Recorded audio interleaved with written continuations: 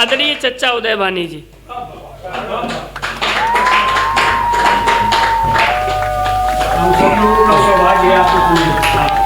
के लिए कि न मगरिब की न मशरिक की, न मगरिब की न मशरिक की, न जुनूब न शुमाल की, ये जो कविता है हजरात, वो कविता है कमाल की। दोस्तों, मैं चचा उदय भानी, क्योंकि अब मैं अपनी असली औकात पर आता हूँ। दोस्तों, सबसे पहले एक मुक्तब देखिएगा देश की एकता के ऊपर कि यह भारत भारतवासियों का है। चाहे मेरे देश के अंदर 1000 जातियां क्यों न सही, लेकिन मेरी नज़र में सिर्फ एक जाति है, वो क्या है कि भारतवासी। तो इसी को ध्यान में रखते हुए मैंने लिखा है कि यह भारत भारतवासियों का है और किसी की चल नहीं सकती, और नींव मजबूत है इतनी कि हिलाने से हिल नहीं सकती। कि यह भारत भारतवासियों का है और किसी की चल नहीं सकती, और नींव मजबूत है इतनी कि हिलाने से हिल नहीं सकती, और है पानी इस कदर खारा हमारे वतन का है दोस्तों कि दाल दुश्मन किसी की भी यहाँ पर गल नहीं सकती। क्यों? क्योंकि ये भारत भारतवासियों का है, किसी की चल नहीं सकती। दोस्तों, अब मेरा पड़ोसी जो है पाकिस्तान, उसने हमारे देश की नाक में दम कर रखा है, और जितने भी मुसलमान हैं सबकी बदनामी भी करा रखी है अकेले पाकिस्तान ने। तो मेरा पड़ोसी सोचता होगा कि हिंदुस्तान में रहने वाले 30-35 करोड़ मुसलमान जो हैं, अगर कोई वक्त पड़ेगा तो हमारे पक्ष में आ जाएंगे। तो इसको ध्यान में रखते हुए मैंने 4 पंक्ति लिखिएगा, सुनिएगा कि हम मुस्लिम तो हैं, हम मुस्लिम तो हैं मगर पाकिस्तानी नहीं हैं। कि हम मुस्लिम तो हैं मगर पाकिस्तानी नहीं हैं, और पाक का कोई भी बंदा हमारी शानी नहीं है। कि हम मुस्लिम तो हैं मगर पाकिस्तानी नहीं हैं, और पाक का कोई भी बंदा हमारे शानी नहीं है। अरे टकराए हमसे आके जो मैदान जंग में, हे पाक तेरे अंदर वो पानी नहीं है, हे पाक तेरे अंदर वो पानी नहीं। हमारे हिंद गुलशन में और बिस्बेल हरगिज पल नहीं सकती। क्यों? क्योंकि ये भारत भारतवासियों का है, किसी की चल नहीं सकती। आनंददायक काव्य पाठ, वाह वाह।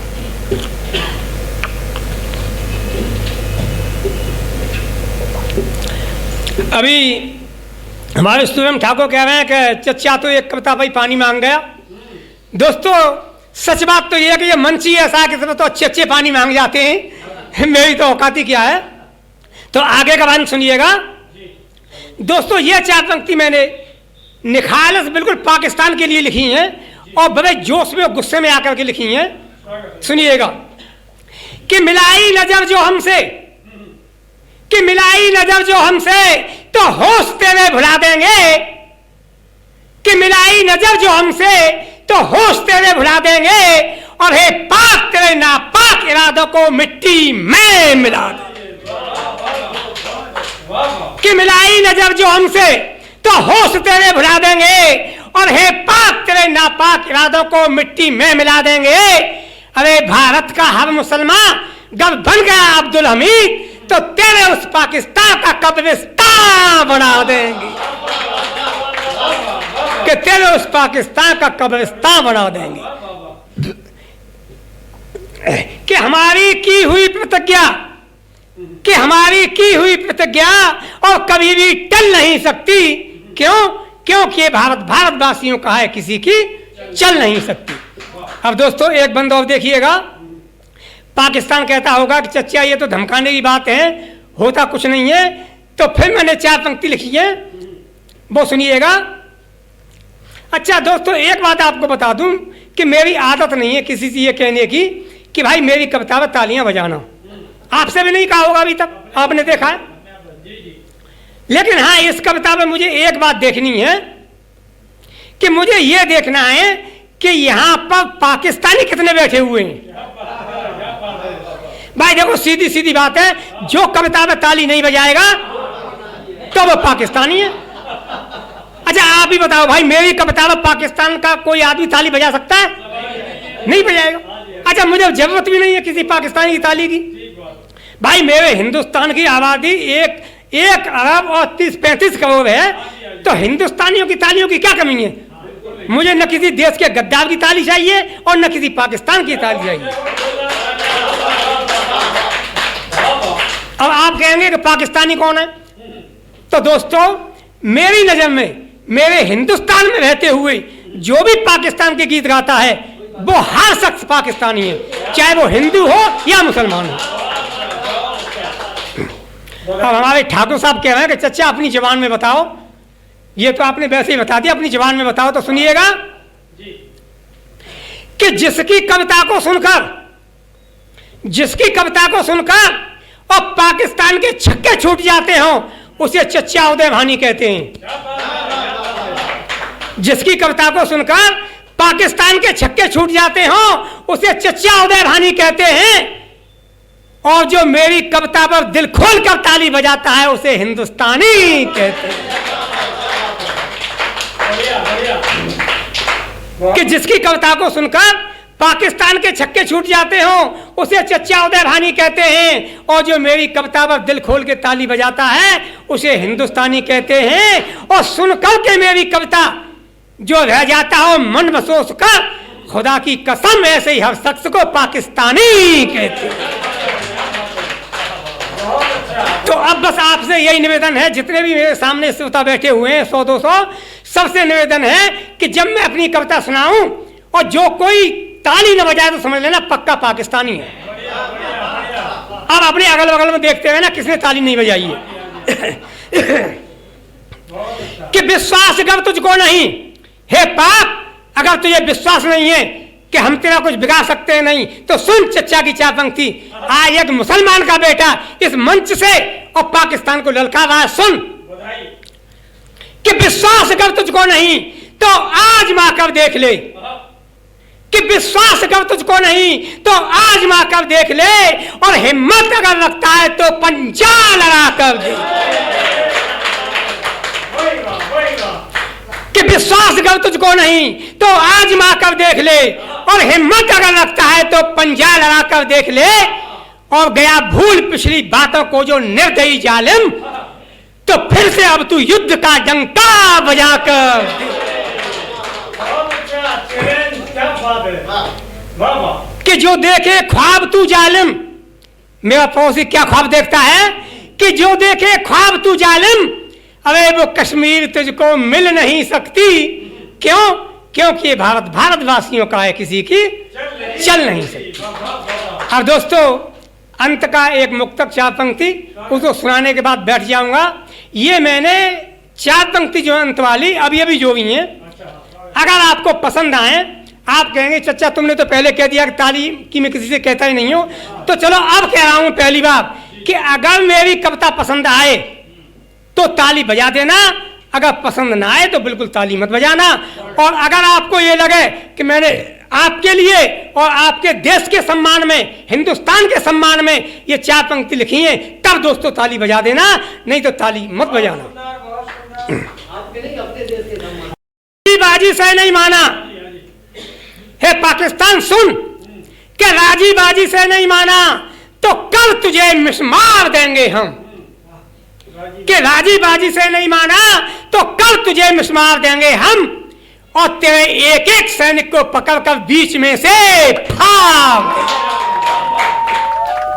कि राजी बाजी से नहीं माना तो कल तुझे मिसमार देंगे हम, और तेरे एक एक सैनिक को पकड़कर बीच में से फाड़ देंगे हम। और युद्ध हुआ अगर अब की बार तो कान खोलकर सुन ले तू। कि युद्ध हुआ अगर अब की बार तो कान खोलकर सुन ले तू, कि तेरी लाहौर में जाकर तिरंगा गाड़। कि तेरी लाहौर में जाकर तिरंगा गाड़ देंगे हम। कि बात चचा की घोले से कभी भी घुल नहीं सकती। क्यों? क्योंकि ये भारत भारतवासियों का है, किसी की चल नहीं सकती। और नींव मजबूत है इतनी कि हिलाने से हिल नहीं सकती। और है पानी इस कदर खारा हमारे वतन का है दोस्तों कि दाल दुश्मन किसी की भी यहाँ पर। हमारे बीच में मनोहर लाल मस्खरा जी हैं जो आप लोगों को हंसाएंगे, गुदगुदाएंगे। तो मैं उनको इन 4 पंक्तियों से आवाज देता हूँ। कहता हूँ कि अमेरिका में बंदर कार चलाते हैं, अमेरिका में बंदर कार चलाते हैं, रूस में लंगूर हथियार चलाते हैं। ये सब करतब करते हैं, कोई बड़ा नहीं है। एक देश है ऐसा जहां गधे सरकार चलाते हैं, जहां गधे सरकार चलाते हैं। तो ये मस्खरा जी हैं, हम लोगों को हंसाएंगे, गुदगुदाएंगे। यहाँ नेताजी बैठे हैं, मैं उनको सादर प्रणाम करता हूँ, ये उनके लिए नहीं है। और ये मैं मस्खरा जी को आवाज देता हूँ कि आइए आज के इस कार्यक्रम में। आज पहली बार चित्रकूट आया हूँ, भगवान राम की धरती पे, बाबा तुलसीदास जी की धरती पे आया हूँ। इस पावन धरा को प्रणाम करता हूँ। और मुझे हास्य के लिए आयात किया गया, हालांकि मैं हास्य पूरा नहीं, सब तरह का पढ़ता हूँ, लेकिन मुझे मेरी भूमिका ही हास्य की बांध दी है, तो मैं थोड़ा बहुत हंसाने का प्रयास करूँगा। आज के कार्यक्रम के मुख्य अतिथि परमादरणीय श्रद्धेय हमारे पूर्व सांसद महोदय, आपके चरणों में नमन करते हुए आज के कार्यक्रम की अध्यक्षता कर रहे, आज जिनकी किताब का विमोचन हुआ, दादा प्राणेश साहब को नमन करता हूं। और मंच पे बड़े बड़े, मेरे से सभी बड़े हैं, मैं ही छोटा हूं, यहाँ तक कि हाइट में भी छोटा हूँ। मैं 4.5 फीट का ही हूँ मात्र, मतलब उम्र में और हाइट में सबसे छोटा मैं ही हूँ। तू छोटी है, मैं छोटा हूँ। तो मैं शुरुआत करता हूँ। उधर से आरती की वो हो गई है, आशीर्वाद के माँ, मैं तेरे दूध का कर्ज चुका दूंगा। माँ बोली पहले दूध वाले के तो दे दे।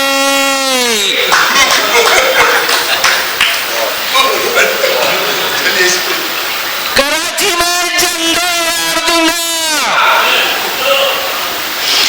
पिताजी बोले 1 महीने से भैंस लाइट के खंभे से बंध रही है, एक खूंटा तो गाड़ दे।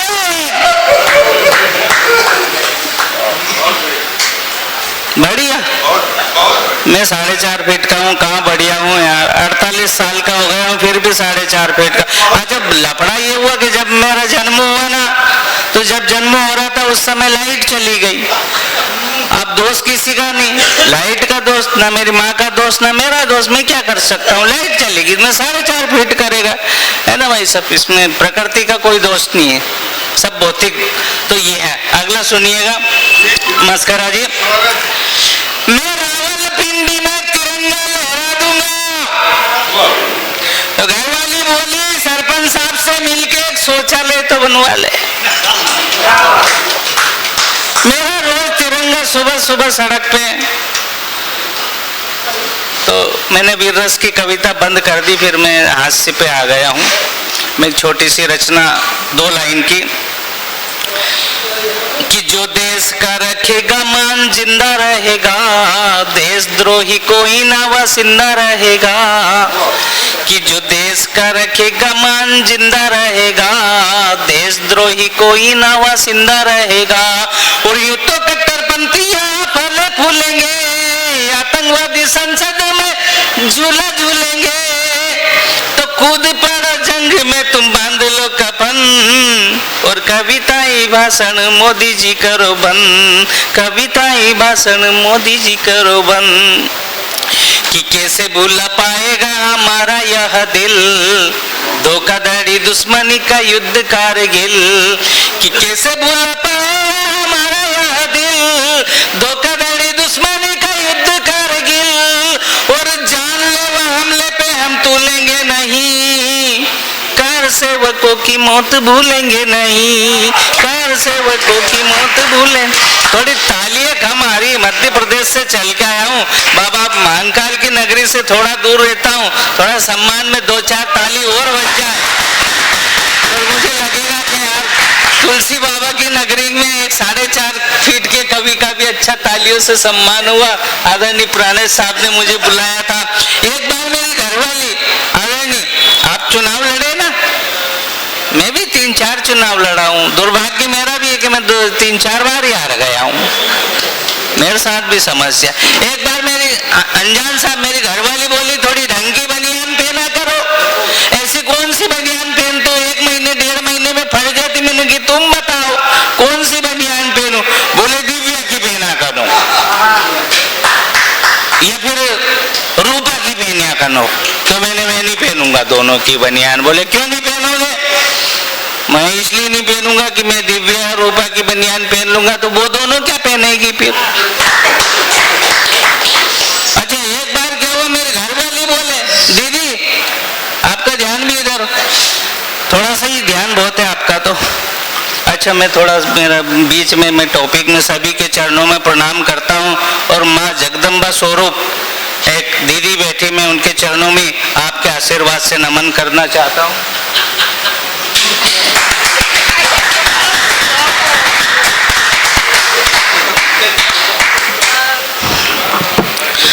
बोले कवि सम्मेलन करते फिरते हो, मेरी फिक्र नहीं आपको, मेरी चिंता नहीं। मैंने कि हुआ क्या यार तुझे, बता तो सही समस्या।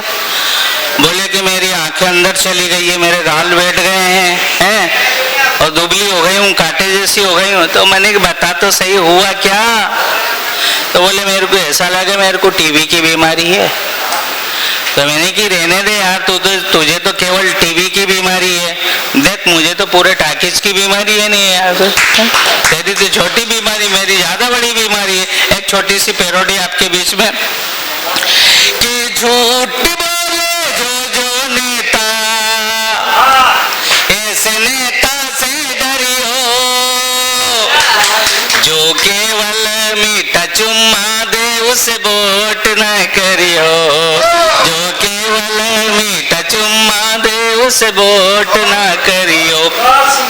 तो नेताजी क्या करें कि जो तू वोट न डालेगा तो तुझे 500 की नोट दिखाऊंगा, तुझे गड्डी में दिखलाऊंगा। जो तू वोट न डालेगा तो तुझे 500 की नोट दिखाऊंगा, तुझे गड्डी में दिखलाऊंगा। तो मतदाता क्या कह रहा है? हमारे बड़े मस्खरा साहब का मिजाज का मतदाता था, क्या कह रहे कि जो वोट के बदले गड्डी दिखलावे, इस नेता से डरियो, जो केवल मीठा चुम्मा दे उसे वोट न करियो, जो केवल मीठा चुम्मा। जो तू वोट न डालेगा तो तुझे पौवा में पिलवाऊंगा, तुझे मुर्गा में खिलवाऊंगा। तो जो वोट के बदले पौवा पिलवावे, मुर्गा खिलवावे, ऐसे नेता से डरियो, जो केवल मीठा चुम्मा दे उसे वोट न करियो, जो केवल मीठा चुम्मा दे उसे वोट न करियो। जो तू वोट न डालेगा तो कड़ी में आपका हार्दिक स्वागत है। बहुत बढ़िया, बहुत बढ़िया। शुरू करिए। कि जो तू वोट न डालेगा तो तुझे गुंडे से पिट, आखिरी करना है नेताजी का चुनाव के टाइम, कि जो तू वोट न डालेगा तो तुझे गुंडे से पिटवाऊंगा, वो तेरे हाथ पर भी तुड़वाऊंगा। तो जो वोट के बदले गुंडे से पिटवावे, ऐसे नेता से डरियो, जो केवल मीठा चुम्मा दे उसे वोट न करियो, जो केवल मीठा चुम्मा दे उसे वोट न करियो। एक बार पेट्रोल पंप वाला नेताजी मेरे से बोले यार कवि जी यार एक बात बताओ, सारे लोग अपनी बीवियों को वहां दूर क्यों खड़ा करके आते हैं, यहाँ पेट्रोल यहाँ भरवाते, उनको वहां खड़ा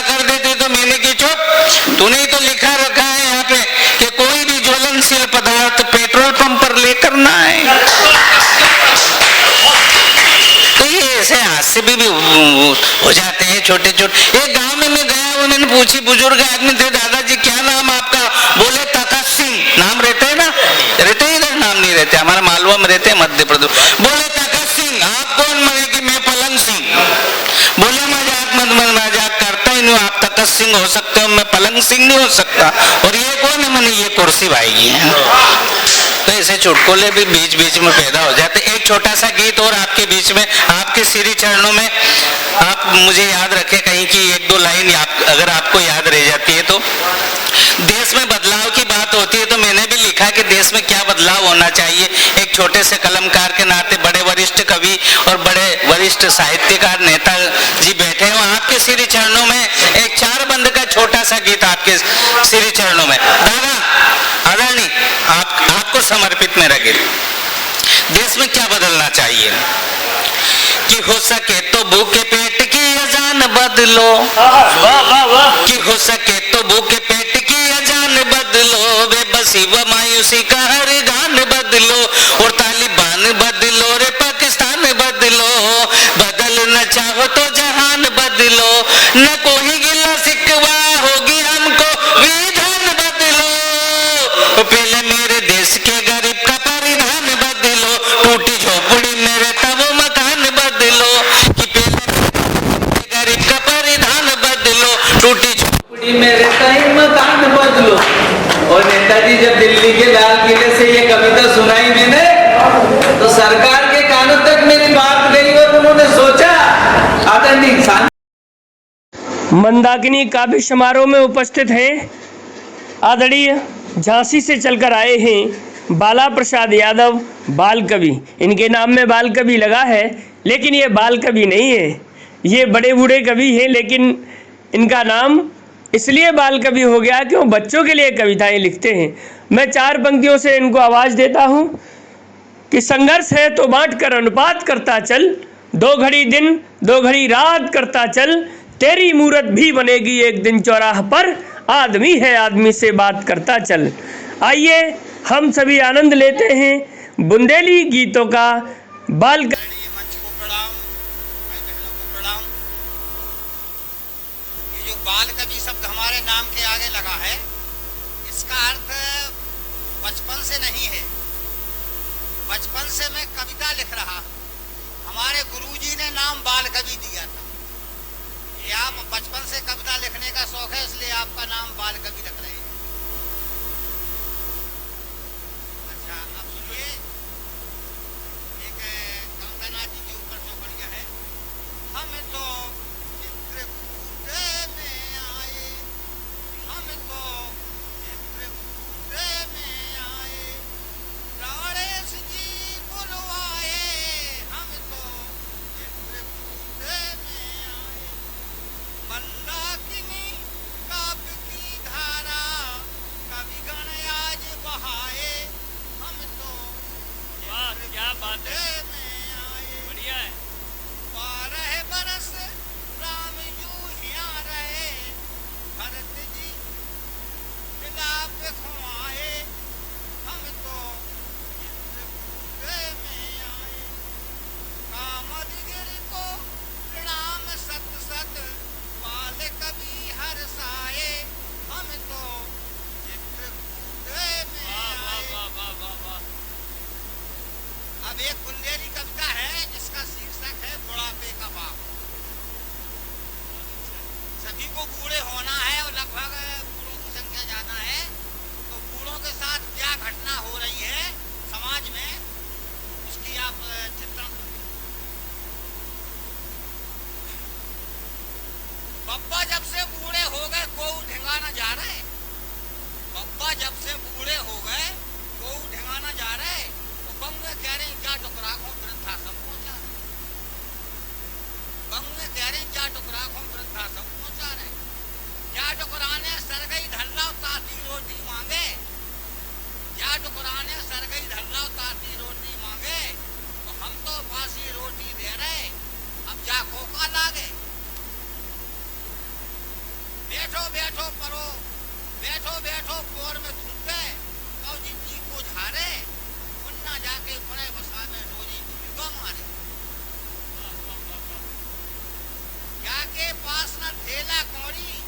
वासी तुम्हें बता रहे, बब्बा जब से बूढ़े हो गए वो भीमा न जा।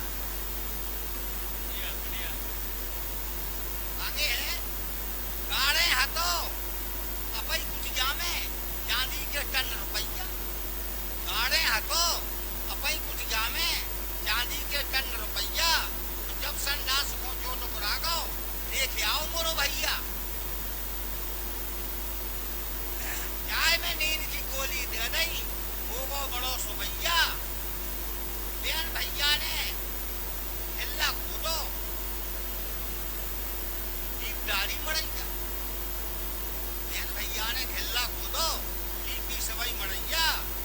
पतो चलो ना बाट खुराको कसम से तुम्हें जना रहे, बब्बा जब से पूरे हो गए वो भीमा न जा रहे।